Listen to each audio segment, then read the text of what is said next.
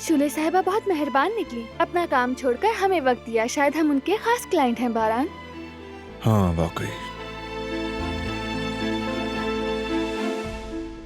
तुमने पहले कभी उनके साथ काम किया था? नहीं, मगर सुना है अवार्ड्स भी मिले उनको। हाकान ने बहुत तारीफ की थी। तो अवार्ड्स भी मिले हैं। जबरदस्त, खूबसूरत भी, कामयाब भी। कितने साल से आर्किटेक्ट है वो? मालूम नहीं। एज क्या है? तुम ये सोचकर पूछ रही हो कि काम नहीं संभाल पाएगी? नहीं, वो बात नहीं है।